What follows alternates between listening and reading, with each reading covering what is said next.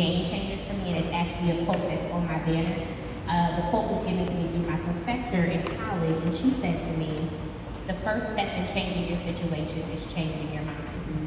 And this was years ago when I was at North Carolina Central, and it just stuck with me. And at that time, I had situations going on, I had things happening in my life where I needed a perspective shift. So that quote has stuck with me and become my life's motto. Today I'm going to be talking about your mindset. There was a time in my life where I was going through like a bad relationship. I had to literally drop out of school. I didn't get to finish at North Carolina Central University. Me and my mom kind of had a little bit of a spat, and I ended up having to go through a season, I like to say alone, but not lonely, because I had God with me.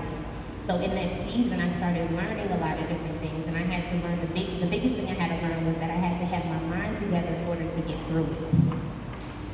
So I want to kind of tie this story in with the woman with the issue of blood, because she had issues, but it was something that had to click in her mindset in order for her to get to her breakthrough.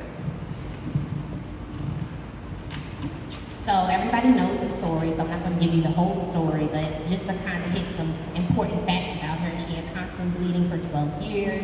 She spent all her money trying to go to all these different people trying to find a cure. The doctors couldn't figure it out. She was rejected by people. They called her unclean. Nobody wanted to be around her, anything.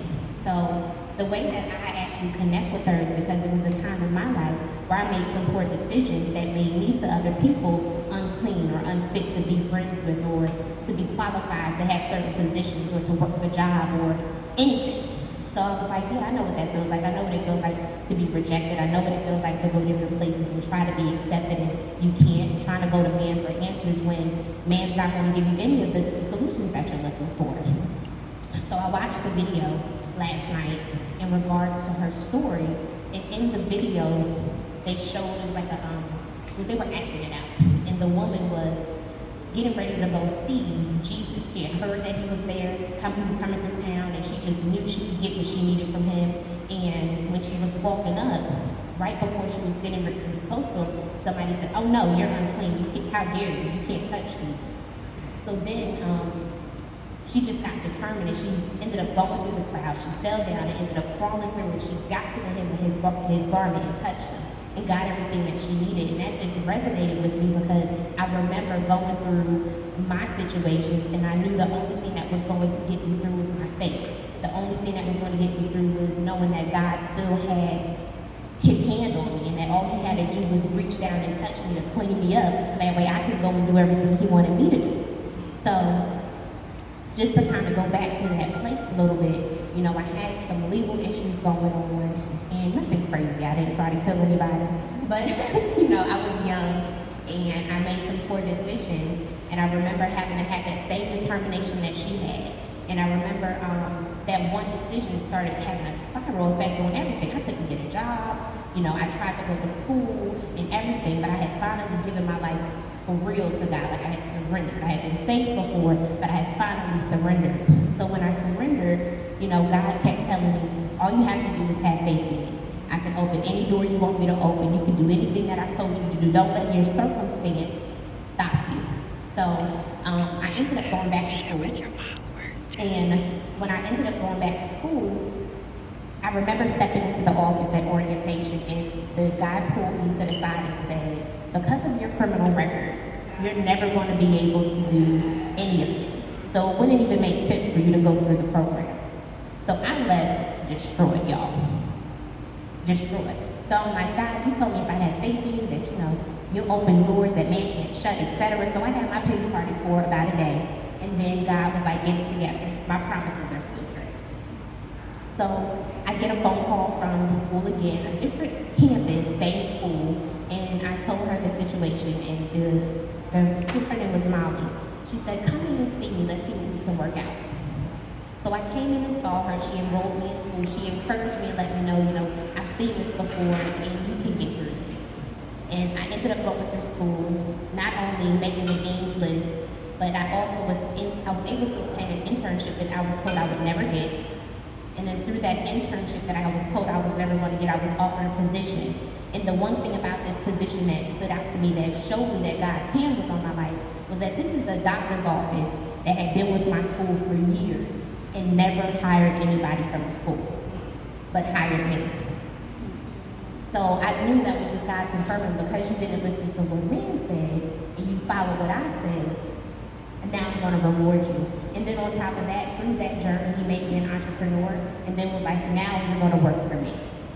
So that was the best part about it, is that, I just had to trust God and keep my faith in him, just like the woman with the issue of blood. Like Jesus looked at me and said, because of your faith, you've been healed. It was because of my faith that I'm even sitting here right now, that I have this story to tell, because I could have given up. When it got real rough, I could have said, I'm throwing in the towel, I'm done with this, the doors are shutting, whatever. But I really had to dig deep, and it was a faith test for me to really just let God have his hand on my life. So since then, I've created 2 more streams of income. I have no plans on going back and working for anybody ever again in my life. I plan on going around and telling this story to everybody that thinks that they can't do something, or somebody tried to shut a door in their face, and let them know that God can open any door, and that no mistake is ever too hard to overcome from. So with that being said, I want to leave you guys with a couple of key things on how to maintain a healthy mindset. Because when you're going through all of this, you get tested really bad, okay? And even after you get through it, there's more tests that come. So, okay.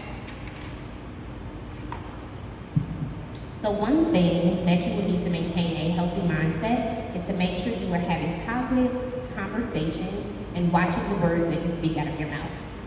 Every word that you speak has a prophetic agenda, whether you believe it or not, whether it's negative or positive. Once it leaves your mouth, there are angels and there are demons waiting to pick it up and to do something with it. So make sure that the people that you're around, you're having healthy, positive conversations, no matter what season you're going through, really. But when you need to have a strong mindset, you need strong people around you. Another thing is, don't expect things to happen one way. Be open and be optimistic. Had I not been open and optimistic to other avenues of revenue and other ways of becoming successful, I would have missed everything. Because they teach you, go to school, get a job, retire. Now, if that's what you're supposed to do, by all means do it. But that wasn't my path. But if I hadn't been open to the fact that my life could have gone a different way, I would have completely missed it. So while you're going through things, look for the other alternatives and be optimistic about what the outcome can be.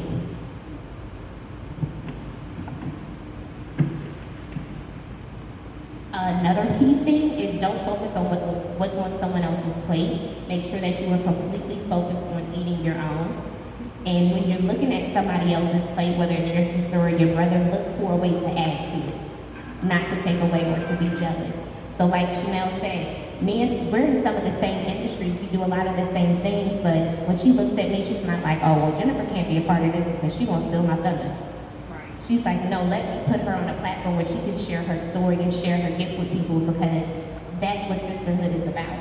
So when you look at somebody else that is doing something similar to you, make sure that you're like, you know what, how can I help her, or how can I learn from her? Okay? Next, spend time in God's word daily, plus have a lot of prayer, meditate on the word day and night, and hide the word in your heart. And that's all in the Bible, because when the enemy tries to come and whisper those negative things in your ear and tell you that you're not good enough, and that you're not going to make it, and that you could never do this, or you could never do that, you need that word to stand strong and firm on and say, no, well, my God said this, and God's bigger and better than you, so I'm going to keep going forward. And that's going to literally be your rock and your foundation to keep pressing through when things look opposite of what God is saying. And then the last thing, just surround yourself overall with the right people that are going in the same direction. A lot of decisions that I made was because I was really just around the wrong people, and I was easily influenced. I still take 100% responsibility for what I did, but I believe if I would have had healthier friendships at some of those times in my life, I wouldn't have made some of the decisions that I made. So that is all that I have to share with you guys. I thank you so much for your time. And I really want you guys to, from this day forward, just have a healthy mindset about anything that you go through, and know that with God's word and with God's help and faith in Him, you can do absolutely anything.